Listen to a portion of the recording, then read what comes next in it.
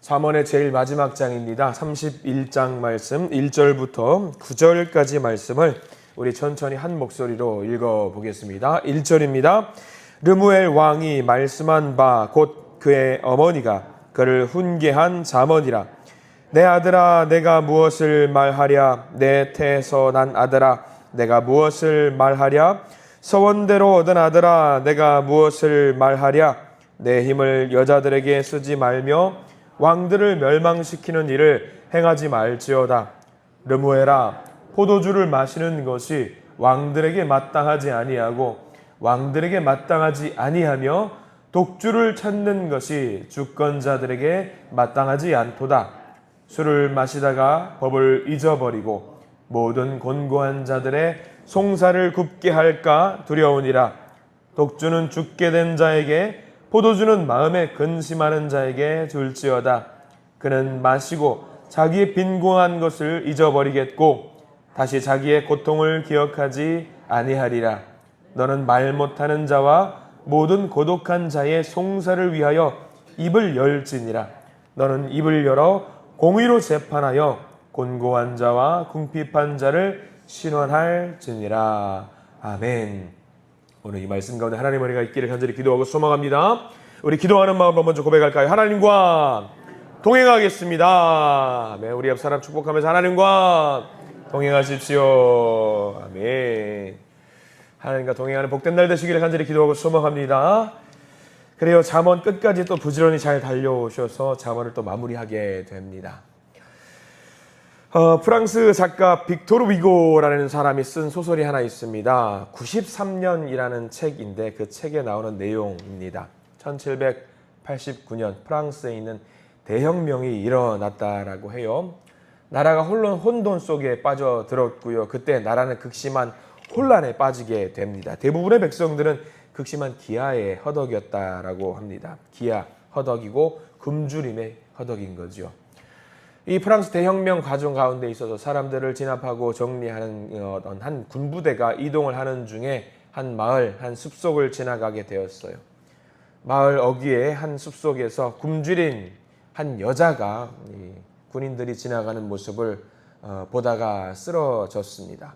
그 여자의 품에는 아이 셋이 있었는데 그 모습이 너무 비참해서 군인 한 명이 가지고 있었던 빵 한 덩어리를 그 여인에게 던져 주었다라고 합니다. 그러자 여인은 그 빵을 먹지 않고 세 조각으로 나누어서 세 아이들에게 골고루 나누어 주었다라고 해요. 아이들은 너무 좋아하면서 정신없이 그 빵을 먹었다고 합니다. 어머니는 그 모습을 보면서 비록 자기는 굶었지만 굶주림 속에서 힘들어하지만 그 아이들을 보면서 만족했다라고 해요.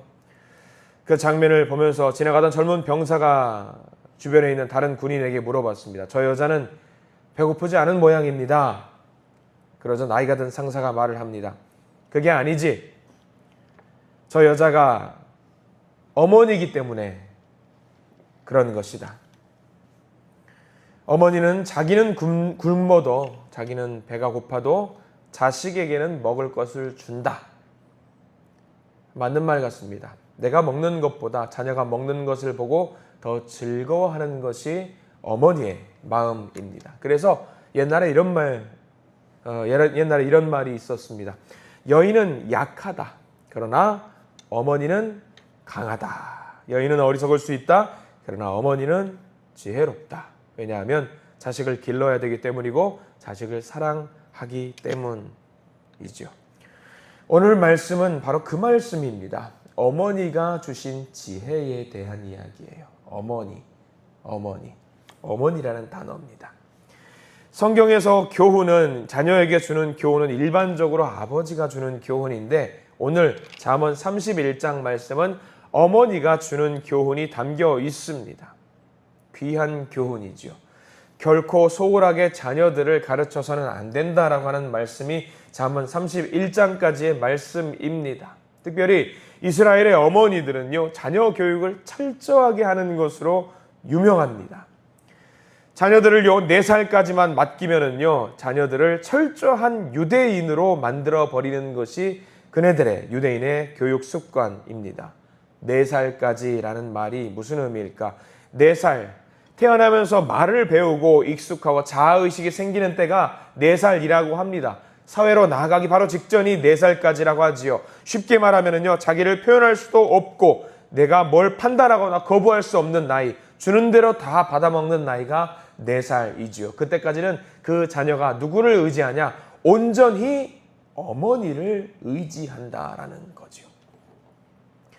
어머니에 대한 거부감이 하나도 없을 때 어머니의 말 한마디를 그대로 빨아들이는 그 나이가 4살. 그 기초적인 교육을 누가 담당하느냐? 어머니가 담당한다라고 하죠.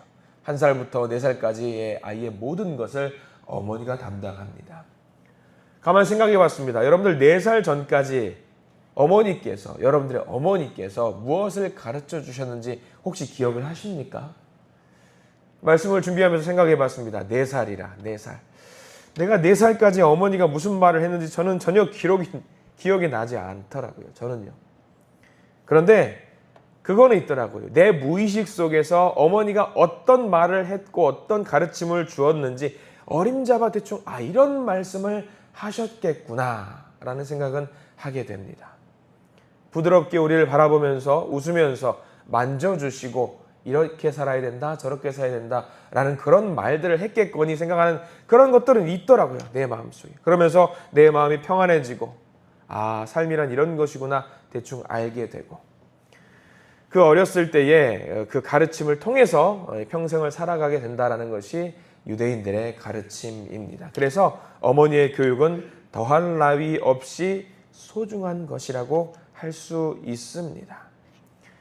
오늘 말씀은 그 내용입니다. 특별히 어머니가 왕인 아들에게 교육하는 내용이 오늘 말씀 9절까지 담겨 있습니다.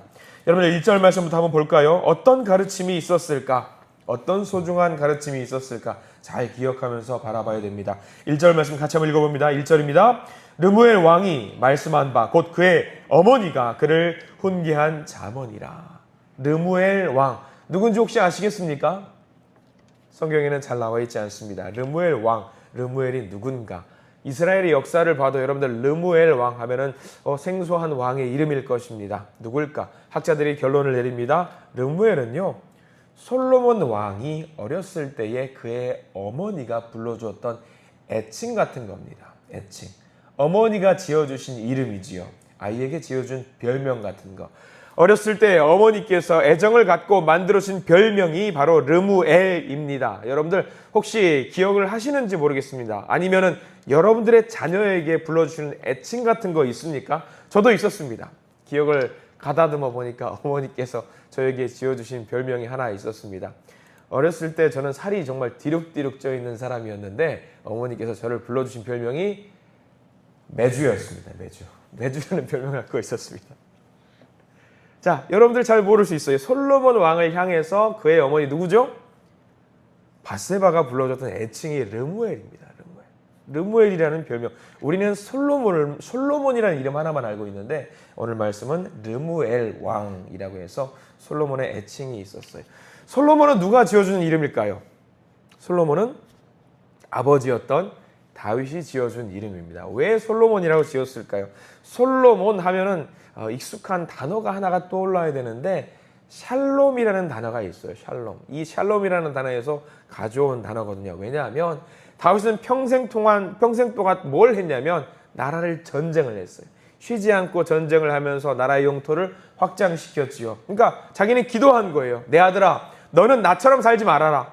전쟁하지 말고 평화롭게 살았으면 좋겠다라고 싶어가지고 샬롬이라는 단어에서 가져와서 아들의 이름을 솔로몬이라고 지었던 겁니다. 그래서 솔로몬이 된 거예요. 솔로몬 말고 이 솔로몬을 향해서 이름이 하나 더 있습니다. 누가 지어준 이름이냐면 하나님이 지어주신 이름이 하나 더 있는 거 여러분 혹시 아십니까? 하나는 여디디야라는 이름이 등장을 해요. 나단 선지자를 통해서 하나님이 지어주신 이름이 있어요. 솔로몬 말고 여디디야. 뜻은 뭐냐면 여호와께서 사랑하는 자, 여호와께서 사랑받는 자, 여디디야라는 이름이 있어요. 왜 이 이름이 등장하느냐? 사무엘하 12장에 등장을 하는데 솔로몬의 아버지였던 다윗, 솔로몬의 어머니였던 밧세바 안에는 끔찍한 죄가 있어요. 절대로 만들어서는 해서는 안 될 죄가 있습니다. 근데 중요한 것은요, 이 죄를 저질러 놓고 통에 자복하지요. 얼마나 크게 회개를 하느냐. 다윗이 침상이 다 젖도록 울었다라는 말씀이 성경에 기록이 나와 있어요. 그래서 하나님께서 그런 다윗의 모습을 보고 죄를 용서하시죠. 밧세바도 마찬가지입니다. 밧세바도 마찬가지로 회개를 하고요. 그 간절함이 그의 용서, 회개를 받는 놀라운 결과를 도출해내게 됩니다. 나중에 결국 나단 선지자와 밧세바가 의기투합을 해서 솔로몬을 왕좌에 올릴 수 있는 놀라운 또 기회를 갖게 되죠. 하나님이 인정해 주신 겁니다. 그래서 하나님께서 이 아이를 무척 사랑하신다라고 해서 지어주신 이름이 여디디야. 솔로몬 왕이 두 가지 이름이 있습니다. 솔로몬과 여디디야. 마지막 하나, 세 번째 이름이 오늘 우리가 읽은 잠언 31장 말씀에 나와요. 르무엘. 르무엘. 그의 어머니 밧세바가 지어준 이름입니다. 솔로몬이 태어나기 전에 무슨 일이 있었는가? 중요한 일이 있지요. 2절 말씀 볼까요? 밧세바가 소중한 일을 하나님과 약속을 합니다. 2절 말씀 읽어봅니다. 내 아들아, 내가 무엇을 말하랴? 내 태에서 아들아, 내가 무엇을 말하랴? 서원대로 얻은 아들아, 내가 무엇을 말하랴? 솔로몬이 태어나기 이전에 밧세바가 하나님과 약속한 게 있죠. 뭐라고 나와 있습니까? 서원대로 얻은 아들아. 서원이 뭐죠? 하나님께 드리는 거죠. 밧세바는 솔로몬이 태어나기 이전에도 자기 아들 솔로몬을 기도로 얻었어요. 하나님께 다 드리기로 약속해서 얻어낸 아들입니다. 어떤 기도를 했을까? 하나님 저를 용서해 주세요. 하나님 저를 용서해 주시고 저에게 새 생명을 주신다면 하나님의 뜻에 합당한 아들로 기르겠습니다. 기도하고 소원을 했고 그 응답으로 얻어낸 아들이 바로 솔로몬이었던 겁니다. 그래서 엄마 밧세바는 뭐라고 이름을 붙였는가? 르무엘. 하나님을 위한 사람, 하나님께 바쳐진 사람, 그런 이름을 따서 지었던 거예요. 어려서부터 엄마 밧세바가 르무엘아 르무엘하 하면서 불렀던 아들 솔로몬입니다. 너는 엄마가 기도해서 낳은 아들이다. 너는 하나님께서 내게 주신 선물이다. 엄마는 너를 하나님께 이미 바쳤다. 너는 하나님의 것이다. 너는 하나님의 말씀대로 살아야 된다. 하나님을 기쁘시게 하면서 살아야 된다. 그렇게 늘상 1살부터 커서까지 하나님의 말씀으로 교육을 했던 아들 르무엘입니다. 2절 말씀 보면은 강조하는 말씀이 세 가지가 등장합니다. 뭐가 등장합니까? 여러분들 표시해 두시면 좋을 것 같아요. 내가 무엇을 말하랴? 내가 무엇을 말하랴? 내가 무엇을 말하랴? 이렇게 세 번이나 강조하죠. 이게 뭘 말하는 걸까요? 내가 할 말이 많다, 적다. 할 말이 너무나도 많이 있다. 알려줄 게 너무나도 많이 있다. 근데 신중하게 생각하고 싶은 거예요. 할 말이 너무 많은데 막 아무 말 대잔치를 하면은요 잔소리가 될 것 같으니까 내가 무엇을 말하랴? 너무나도 중요한 말씀이 있는데 무엇을 말하랴? 무엇을 말하랴? 이 이야기죠. 아마 밧세바는 르무엘, 솔로몬에게 그런 이야기를 가르쳐 주었을 것 같습니다. 딱 하나죠. 너는 어떤 아들인가? 네가 이 땅에 태어난 이유가 무엇인가? 이런 것들을 알려주었을 겁니다. 존재의 이유죠. 여러분들의 자녀들에게 무엇을 알려주고 있는지 오늘 잠언 31장 말씀은 귀하게 알려주고 있습니다. 밧세바는 르무엘이라는 이 단어에 다 담아뒀어요. 너는 하나님께 속한 사람이다. 여러분들의 자녀들에게도 이것을 알려주셨으면 좋겠습니다. 여러분들의 자녀들 무엇을 알려주셔야 되느냐?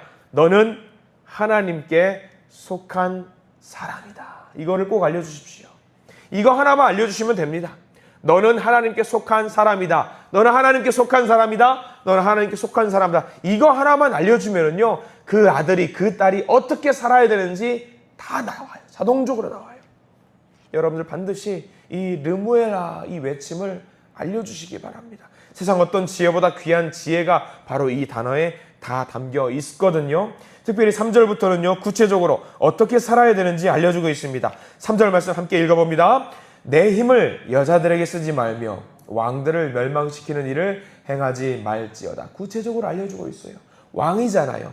내 힘을 여자들에게 쓰지 말아라. 이거 참 필요한 말입니다. 왕의 자격을 갖고 있는 사람들에게 꼭 필요한 말입니다. 역사적으로 볼 때, 세계에 있는 세계사적으로 볼 때에 왕이 나라를 제대로 통치하지 못하고 정신 못 차리게 되는 경우 여자들에게 마음을 빼앗겨서 그렇게 된 일들이 많았습니다.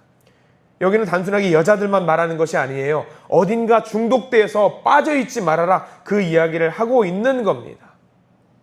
또한 왕이 안정되고 힘이 생기면 항상 보면은요, 옆에 있는 힘없는 나라를 침략하고 정복하는 일들이 많았습니다. 그거 하지 말아라, 그 이야기예요. 그거 하지 말아라. 정신 차리고 네가 통치 행위를 할 그것에 집중하면서 백성들을 다스려라, 그 이야기를 하고 있는 거지요.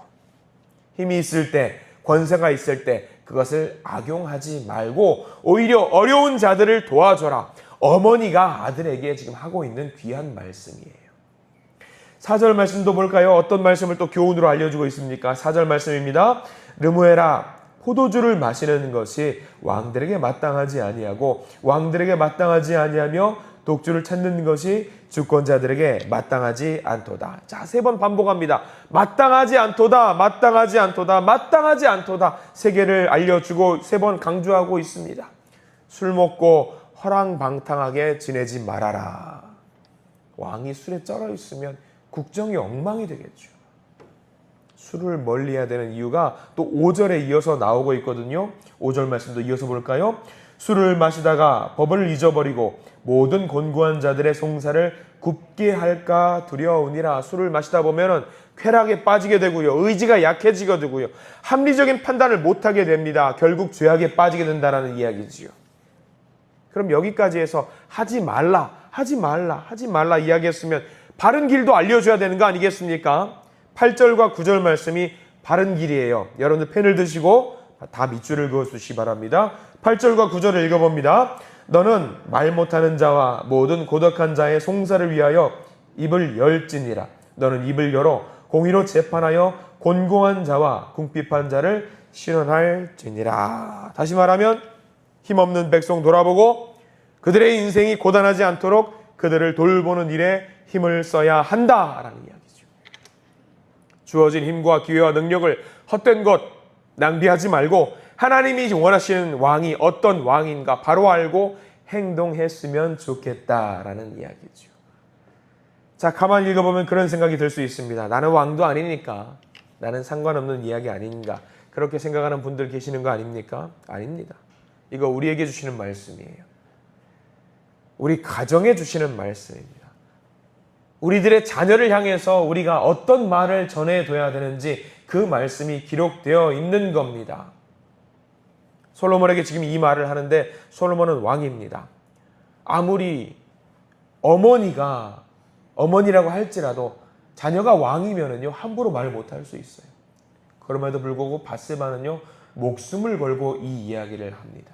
아들 솔로몬에게. 왜? 엄마라도 이런 이야기를 해야지 아들이 정신을 차릴 것이기 때문입니다. 자, 이 모습을 보면서 어머니 되신 여러분들, 아버지 되신 여러분들 무슨 생각이 드십니까? 우리의 자녀들에게도 이런 교훈된 이야기를 해줘야 되는 것이 맞지 않을까요?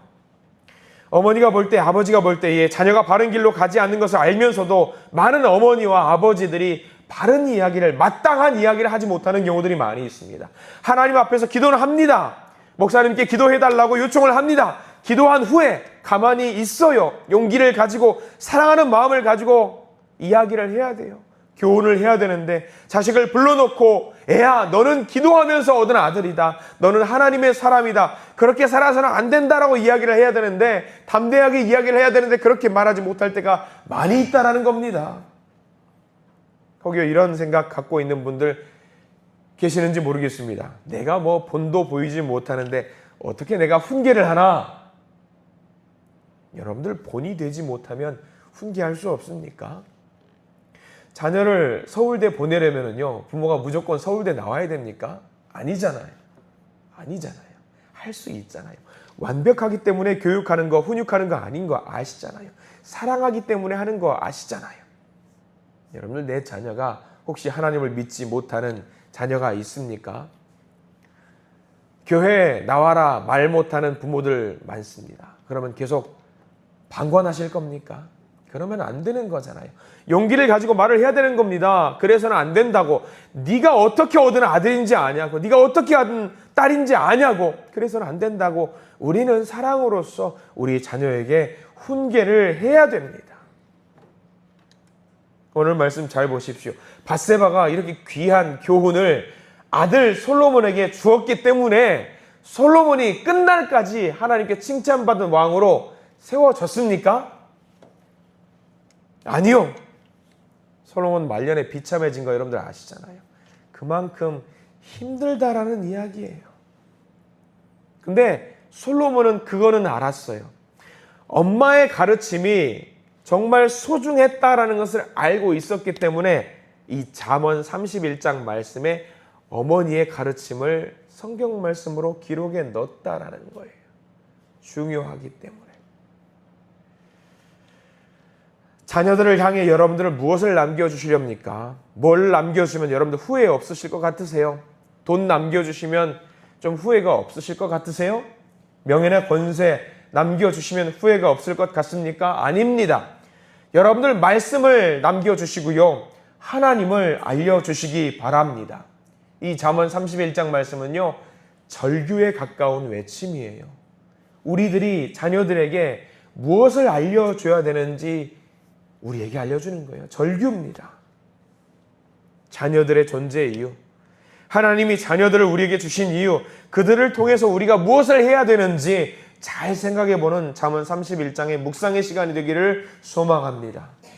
자녀들을 위해서 기도하시는 시간, 교회의 다음 세대들을 위해서 기도하시는 소중한 시간 갖기를 바랍니다. 잠언 31장을 묵상할 때 기도하십시오. 하나님, 제게 자녀를 주신 이유가 바로 이것 아니겠습니까? 묵상하시면서 나에게 주신 이 말씀으로 꼭 받아 먹으시기를 간절히 기도합니다.